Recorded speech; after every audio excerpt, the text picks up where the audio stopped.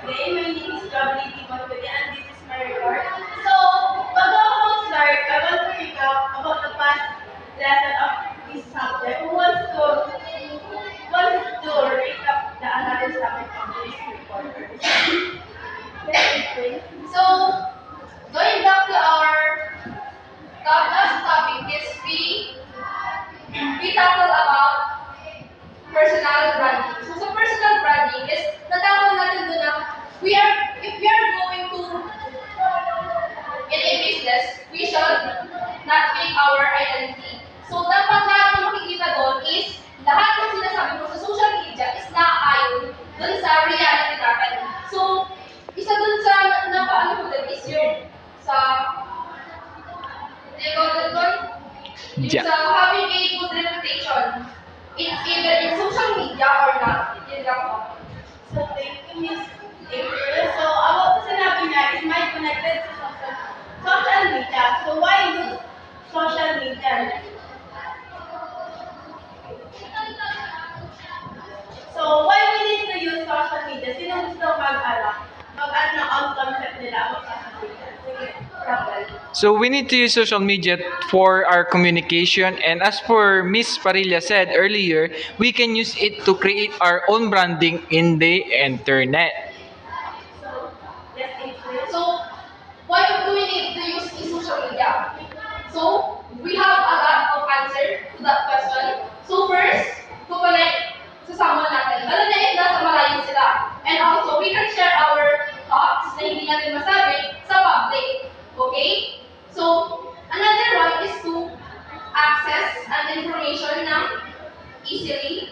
And kahit hindi na tayo lumabas para lang makasagot tayo ng information. Kasi, why do we need to do that? If we are in a technology, lalo na in our generation kasi is, okay lang kahit hindi ka lumabas. Kasi if you have an access on technology, rather is, mas nagkakaroon na tayo ng idea sa nangyayari sa labas. Okay, thank you. So, very good. All your answer is correct. So, we have 8 reasons why we need to use social media. So, I will discuss it one by one to all of us. Next slide, please. So, these are the 8 reasons why we need to use social media. Who wants to read? Yes, Rafael. These are the 8 reasons why we need to use social media. The first one, to communicate and update it with family, friends, and famous people around the globe. Second, to learn from others and engage in conversation about the current news and issues. Third, to be friends with strangers and to be involved in groups with similar interests. Fourth, to be employed in a desired job. Fifth, to sell and buy products or service. Sixth, to share one's life including photos, videos, and other life's important events. Seventh, to be heard and to be known in a field. And lastly, to express oneself and influence people based on your own beliefs. So, thank you for reading it.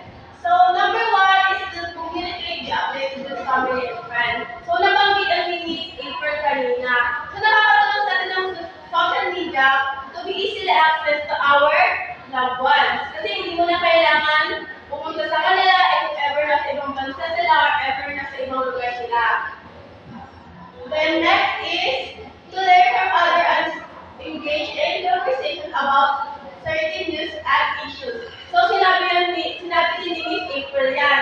So kailangan din natin ng social media because we can access information about what's happening in our country or our world or sa mga ibang bansa na hindi natin maaalam kung nandito lang tayo at wala tayong social media. Number 3 is to be friends with strangers and be involved in groups with similar interests. So, di ba sa mga Facebook, mayroong mga group page about different interests ng mga tao. So, if you are one of them, isama ka doon, di ba?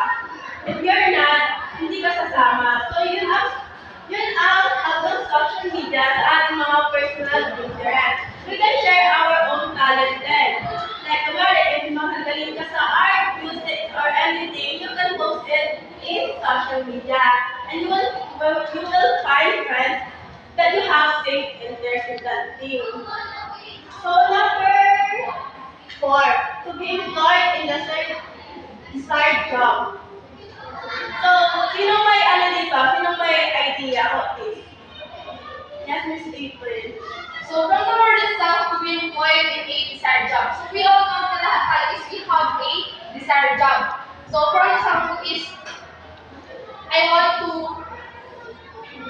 so for example is, I am a owner of a McDonald's, yeah? Yes? And I want to, parang I want to apply. I want to apply pala in a, dun sa McDonald's na yun, sa branch na yun.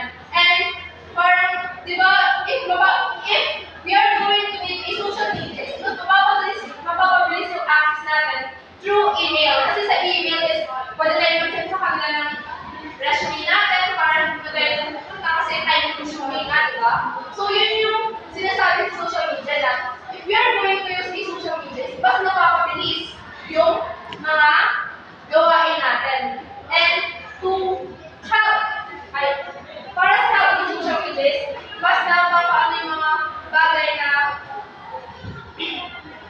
hindi natin magawa. Kasi, di ba yun nga, time consuming nga, from the word itself, time consuming. So, para hindi tayo mag-consume ng time is, pwede naman tayo mag-send na lang sa kanila ng email natin, our resume na lang. And, if tatanggapin naman nila tayo, i-email na lang sila. Sige, thank you. So, next is to sell and buy product or service. So, mostly, ang mga gumagamit yan ay mga nag-online business. ka muna. So, ginagamit ang social media para sa magandang mga service to make it easier. Mostly kasi sa mga may mga business ngayon, they will post it in social media para yung mga tao is may... sige, April. So, are you guys familiar with Lazada? Sa TikTok shop, di ba? So, dun sa TikTok shop na yun is, pilik-pilik ka lang, if may nagustuhan man tayo, di ba? If ever na may nagustuhan talaga tayo, i-click na lang natin. And, yun nga, hindi consuming. So, yung product na yan is, i-click lang natin, and then, yan, may pipick upan tayo doon na information para sa atin. Parang, doon na lang nila i-deliver yung mga in-order natin. So, yun yun. Yun yung dun sa sell products and yung sa service nila. So, mas mas madali sa atin yung kasi bibilhin mo na, babayaran mo na, i-deliver na sa bahay. Hindi mo na kailangan pumunta sa mga store nila kasi mahal ang gasolina at pamasahe, di ba? Yes. Next is to share one's life including photos, videos, and other life important events. Ito yung kapag masyado kang mag-flex na tao. Yung kada event ng buhay mo may post ka. May picture ka. Mga Lo, sabog ka bo. Next is to be Oh, very sorry, happy, no? April. So, as a user of Facebook, is, yes, nagagawa talaga natin ito, di ba? So, including yung photos, di ba? If we need to, halimbawa, may bago tayong translate. Mas applicable sa atin na i-share sa Facebook para hindi naman sa hindi naman para sa ibang tao. So, para din sa atin kasi experience natin yan. Para mas memorable. Kasi sa Facebook kasi meron din mga memories, gano'n. And yung sa videos naman, and other important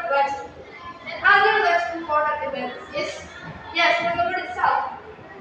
I have seen a lot of events dun sa FB kasi lagi ako nasa-scroll. May mga nakikita na ako dun na halimbawa kinasal, gano'n.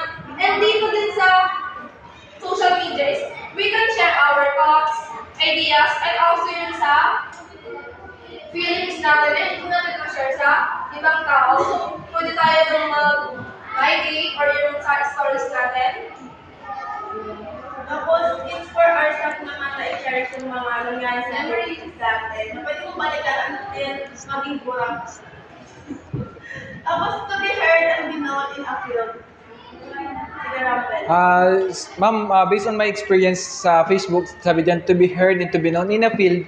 Yeah, ma'am, as you can know naman po, ma'am, is medyo magaling tayo sa technology, di ba? Then, medyo marunong din tayo magluto. Kaya sometimes of that is, nakilala ko bilang isang marunong sa technology at magaling, medyo marunong magluto.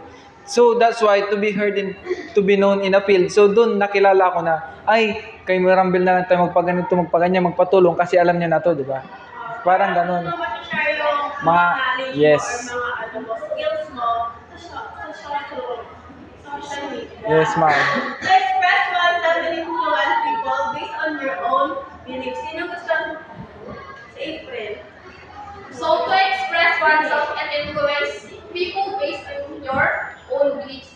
So, di ba, as a social media user naman kasi, lalo sa mga artista, di ba, may mga posts na nangyayari. Kasi, if you are a certified mga artista, and marami kasing nagpa-follow sa like, sila Mika Lim, if you are familiar with them, Mika Lim, ganun, Maloy. So, sa mga artista kasi, is tayo, as a, ano tawag natin? Citizens? As a fan, is, di ba, if may pinapost lang sila or ano ginagawa nila, like na natin, and doon na ano yung nai-influensya nila tayo as a fan. And kung ano yung mga ina-share nila is parang ginagawa natin, na-adapt natin, and what we call imitation. So, imitation kasi is yung nagagaya natin yung mga traits na ginagawa nila, which is sometimes it's good, pero sometimes it is bad. It depends on the it depends dun sa ginagawa nila. Kasi what if they are doing a bad thing, di ba? So, makikita ng mga ibang tao, eh magagaya nila. Pero when it comes to doing a good things naman, is nakikita ko naman na yes, meron. Like yung mga tumutulong sila sa mga matanda. One time kasi habang nag-scroll ako is, I saw a man na tumutulong na tumawid dun sa street yung matanda. May mga dito kasi siya.